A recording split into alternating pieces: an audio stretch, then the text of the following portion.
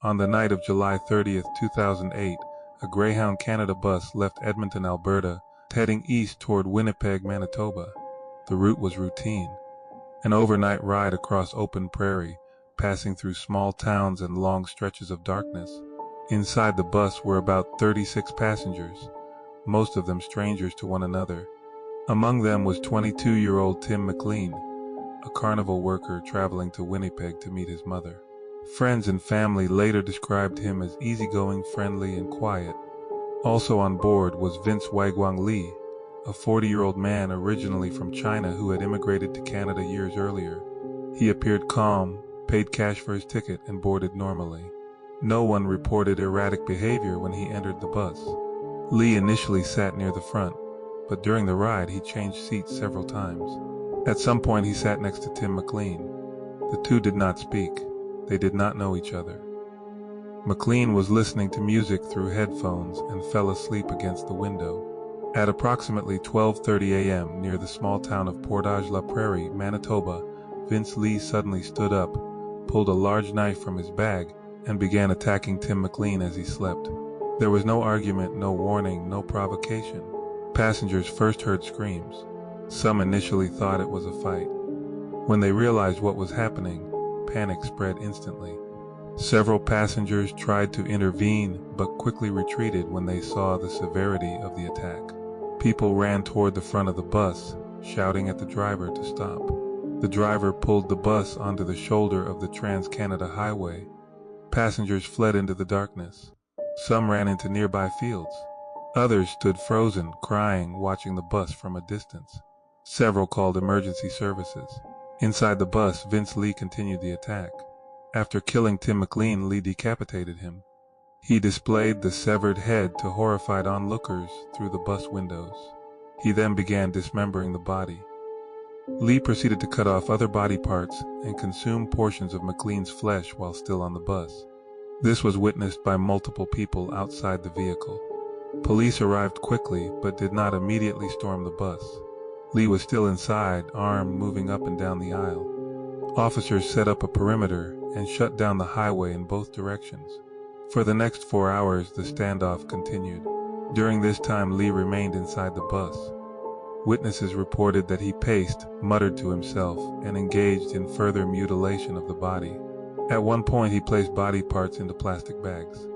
Negotiators attempted to communicate with him, but he did not meaningfully respond.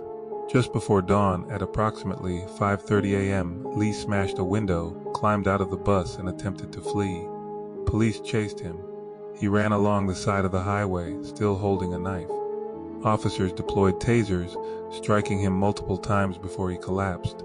He was then physically restrained and taken into custody. Inside the bus, police discovered a scene so extreme that veteran officers described it as one of the most horrific they had ever encountered. Tim McLean was pronounced dead at the scene. From the beginning, investigators realized this case would not follow a normal criminal path.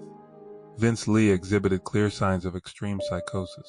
While in custody, he told doctors and police that voices from God had commanded him to kill. He believed McLean was a demonic force preparing to execute him. In his delusional state, he believed the only way to survive was to destroy what he perceived as a supernatural threat. Psychiatric evaluations revealed that Lee suffered from severe paranoid schizophrenia. Medical records showed that Lee had a long history of untreated mental illness, including hallucinations, paranoia, and religious delusions. He had stopped taking his prescribed antipsychotic medication prior to the attack. Doctors testified that at the time of the killing, Lee was experiencing a complete psychotic break from reality. He believed the government had implanted devices in his head. Demons were disguising themselves as humans. Experts concluded that Lee had no understanding of the moral or legal nature of his actions. Vince Lee stood trial for second-degree murder. However, the trial centered not on whether he committed the act, that fact was undisputed, but whether he was criminally responsible. After hearing psychiatric testimony from multiple experts, the judge ruled that Vince Lee was not criminally responsible by reason of mental disorder. This verdict meant no prison sentence, mandatory confinement in a secure psychiatric facility. Regular psychiatric reviews, treatment instead of punishment. The ruling caused nationwide outrage. Many Canadians felt the verdict allowed a man who committed one of the most horrific crimes in the country's history to avoid punishment. Tim McLean's family described the decision as devastating.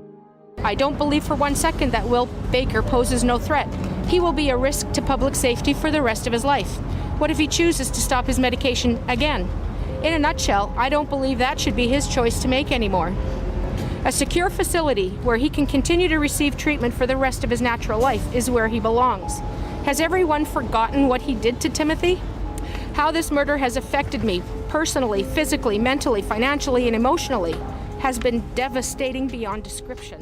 For years, he remained under constant supervision while receiving intensive psychiatric treatment and medication. Gradually, doctors reported that his psychosis stabilized.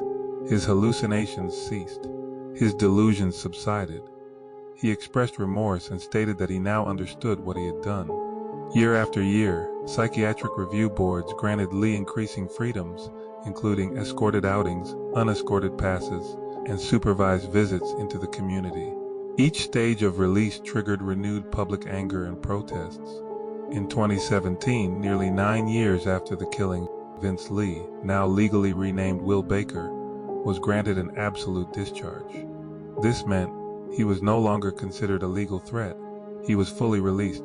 No parole, no monitoring, no supervision. The case reignited one of the deepest moral conflicts in criminal justice. How does society balance compassion for severe mental illness with accountability for extreme violence?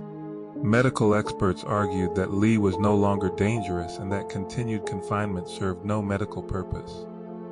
The public argued that some crimes are so extreme that permanent confinement is justified, regardless of mental illness. The correct conclusion was reached. Mr. Lee is a schizophrenic. Mr. Lee had a severe mental disease. He still did it. Whether he was in his right frame of mind or not, he still did the act. There was nobody else on that bus holding a knife. Tim McLean's family became vocal advocates for reform of Canada's NCR laws, pushing for changes that would keep violent offenders under lifelong supervision. Tim McLean was a 22-year-old young man riding a bus home. He was not involved in conflict. He did not provoke an argument. He never saw it coming. He was asleep. His life ended in one of the most brutal crimes in Canadian history, not because of anything he did, but because of where he happened to sit. This story is not just about violence. It is about mental illness untreated, systems that failed, families left shattered, and a justice system forced to choose between punishment and medical reality. And it remains one of the most disturbing and controversial cases Canada has ever known.